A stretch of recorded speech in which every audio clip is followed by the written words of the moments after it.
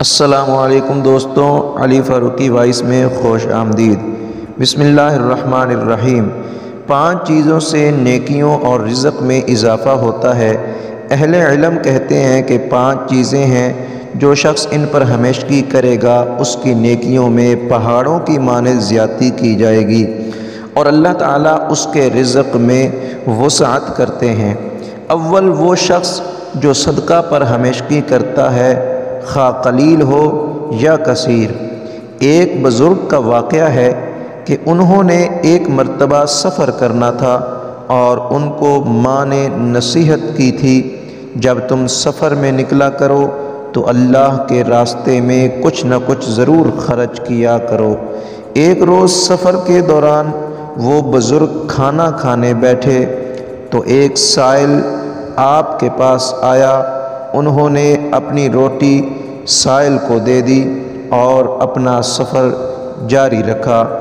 راستے میں انہوں نے دیکھا کہ ایک سانپ ہے، اس کے اوپر ان کے پاؤں پڑا اور وہ بڑے پریشان ہوئے اور کہنے لگے کہ کہیں ڈس نہ لے۔ جب آپ پیچھے ہٹے تو کیا دیکھتے ہیں کہ اس سانپ کے منہ میں کوئی چیز ہے جس نے اس کے منہ کو بند کر رکھا ہے۔ وہ بڑے حیران ہوئے کہ اس کے منہ میں کیا چیز پھنسی ہوئی ہے۔ جب اس کو مارا تو دیکھا گیا کہ وہ روٹی کا ایک ٹکڑا تھا جو اس کے منہ میں پھنسا ہوا تھا۔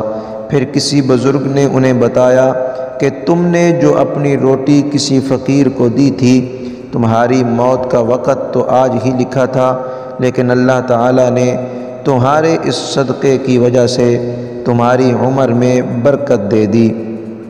اور وہی روٹی کا ٹکڑا گویا کہ اس سانپ کے منہ میں جا کر پھنس گیا۔ اس سے معلوم ہوا کہ انسان اللہ کے راستے میں جو بھی خرچ کرتا ہے اس کی بلائیں اور مصیبتیں اس کے بدلے میں دور ہوتی ہیں۔ دوسرے، جو صلہ رحمی کرتا ہے، تھوڑی چیز سے ہو یا زیادہ سے ہو، ہمارے معاشرے میں نا اتفاقی اور محبت و الفت کی کمی کی ایک بہت بڑی وجہ صلہ رحمی کی کمی ہے۔ صلہ رحم کے معنی رشتے کو جوڑنا ہے، یعنی رشتے والوں کے ساتھ نیکی اور سلوک کرنا۔ صلہ رحمی کا ذہن بنانے اور صلہ رحمی کو بڑھانے کے 7 طریقے ہیں۔ نمبر 1، صلہ رحمی کے فوائد کو پیش نظر رکھیے۔ صلہ رحمی کے فوائد پر احادیث میں سے 3 یہ ہیں۔ نمبر 1، جو اللہ اور قیامت پر ایمان رکھتا ہے اسے چاہیے کہ صلہ رحمی کرے۔ نمبر 2، قیامت کے دن اللہ کے عرش کے سائے میں 3 قسم کے لوگ ہوں گے، ان میں سے ایک یہ ہے جو صلہ رحمی کرنے والا ہے۔ نمبر 3، بے شک افضل ترین صدقہ وہ ہے جو دشمنی چھپانے والے رشتہ دار پر کیا جاتا ہے۔ نمبر 2، پہلی چیز تو ہو گئی۔ نمبر 2، مسلمانوں سے ہمدردی کے فوائد کو پیش نظر رکھیے۔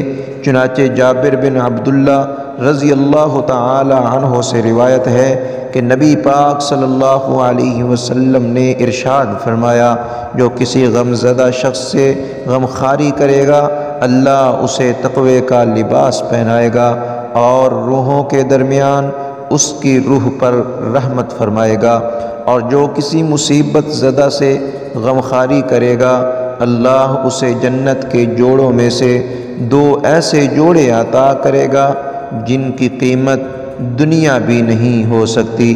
نجات دلانے والے اعمال کی معلومات۔ حسن اخلاق کو پیش نظر رکھیے کہ نبی کریم صلی اللہ علیہ وسلم نے فرمایا، میزان عمل میں حسن اخلاق سے وزنی کوئی اور عمل نہیں ہے۔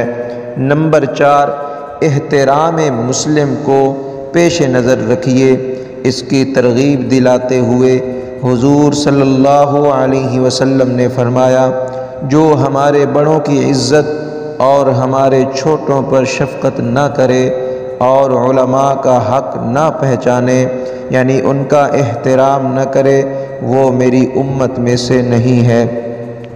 حسن اخلاق نمبر 5، مسلمانوں سے محبت کے فضائل پر غور کیجیے۔ چنانچہ آپ صلی اللہ علیہ وآلہ وسلم نے فرمایا، میانہ روی سے خرچ کرنا نصف معیشت، لوگوں سے محبت کرنا نصف عقل، اور اچھا سوال کرنا آدھا علم ہے۔ نمبر 6، مسلمانوں سے کینہ رکھنے کی وعید پر غور کیجیے۔ کینہ کے نقصانات بیان کرتے ہوئے نبی کریم صلی اللہ علیہ وآلہ وسلم نے فرمایا، بے شک چغل خوری اور کینہ پروری جہنم میں ہیں، یہ دونوں کسی مسلمان کے دل میں جمع نہیں ہو سکتے۔ بعض کینہ حقوق العباد ادا کرنے کا ذہن بنائیے۔ حقوق العباد کی فضیلت کے بارے میں نبی کریم صلی اللہ علیہ وسلم نے فرمایا، جس نے اپنی زبان سے کوئی حق پورا کیا تو اس کا اجر بڑھتا رہے گا، حتیٰ کہ قیامت کے دن اللہ اسے اس کا پورا ثواب عطا فرمائے گا۔ تیسری، جو جہاد فی سبیل اللہ پر دوام رکھتا ہے۔ حضرت ابو ہریرہ رضی اللہ تعالی عنہ بیان فرماتے ہیں کہ حضور اکرم صلی اللہ علیہ وسلم سے پوچھا گیا، سب سے افضل عمل کون سا ہے؟ آپ صلی اللہ علیہ وسلم نے ارشاد فرمایا کہ اللہ اور اس کے رسول پر ایمان لانا۔ سوال کیا گیا کہ اس کے بعد کون سا عمل سب سے افضل ہے؟ آپ صلی اللہ علیہ وسلم نے ارشاد فرمایا، اللہ کے راستے میں جہاد کرنا۔ پھر پوچھا گیا کہ اس کے بعد کون سا عمل سب سے افضل ہے؟ آپ صلی اللہ علیہ وسلم نے ارشاد فرمایا، حج مبرور۔ فائدہ، اس حدیث شریف میں جہاد کو دیگر تمام اعمال مثلا نماز فرض، والدین کے ساتھ حسن سلوک وغیرہ سے بھی افضل قرار دیا گیا ہے۔ یہ دراصل اس وقت ہے جب جہاد فرض عین ہو جائے، جبکہ جہاد کے فرض کفایہ ہونے کی صورت میں حدیث شریف کا معنی یہ ہوگا کہ اس شخص کے لیے جہاد سب سے افضل عمل ہے جس کے والدین نہ ہوں یا انہوں نے اسے جہاد میں جانے کی اجازت دے دی ہو۔ حضرت معاذ رضی اللہ تعالی عنہ سے روایت ہے کہ نبی کریم صلی اللہ علیہ وآلہ وسلم سے پوچھا کیا کہ سب سے افضل عمل کون سا ہے؟ آپ صلی اللہ علیہ وسلم نے ارشاد فرمایا، اللہ وحدہ پر ایمان لانا، پھر جہاد کرنا، پھر حج مبرور۔ مشرق و مغرب کے درمیان کے تمام اعمال سے افضل ہے، یعنی ایمان اور جہاد کے علاوہ باقی تمام اعمال سے حج افضل ہے۔ حضرت ابو ذر رضی اللہ تعالی عنہ بیان فرماتے ہیں، میں نے رسول کریم صلی اللہ علیہ وسلم سے پوچھا کہ سب سے افضل عمل کون سا ہے؟ آپ صلی اللہ علیہ وسلم نے ارشاد فرمایا، اللہ پر ایمان لانا، اس کے راستے میں جہاد کرنا۔ میں نے پھر پوچھا کون سا غلام آزاد کرنا افضل ہے؟ تو آپ صلی اللہ علیہ وسلم نے ارشاد فرمایا، جو اپنے مالک کو پسند ہو اس کی قیمت زیادہ ہو۔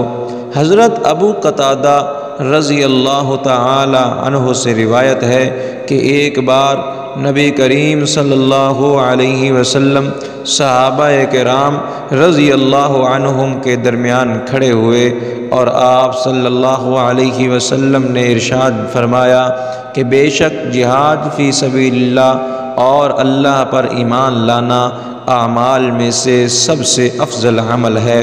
یہ سن کر ایک شخص کھڑے ہوئے اور انہوں نے عرض کی، اے اللہ کے رسول صلی اللہ علیہ وسلم، مجھے یہ بتائیے کہ اگر میں اللہ کے راستے میں جہاد میں مارا گیا تو کیا میرے سارے گناہ بخش دیے جائیں گے؟ حضور نبی کریم صلی اللہ علیہ وسلم نے ارشاد فرمایا، ہاں ہاں تمہارے گناہ سارے بخش دیے جائیں گے۔ چوتھے، جو ہمیشہ باوضو رہتا ہے اور پانی کے استعمال میں اسراف نہیں کرتا۔ پانچویں چیز، جو اپنے والدین کی اطاعت کرتا ہے اور اس پر ہمیشگی کرتا ہے۔ ناظرین، یہ تھی آج کی ہماری ویڈیو۔ اگر ویڈیو پسند آئی ہے تو ویڈیو کو لائک کریں، چینل کو سبسکرائب کر کے بیل آئیکن پر کلک کر کے آل پر کلک کر دیں۔ السلام علیکم ورحمۃ اللہ۔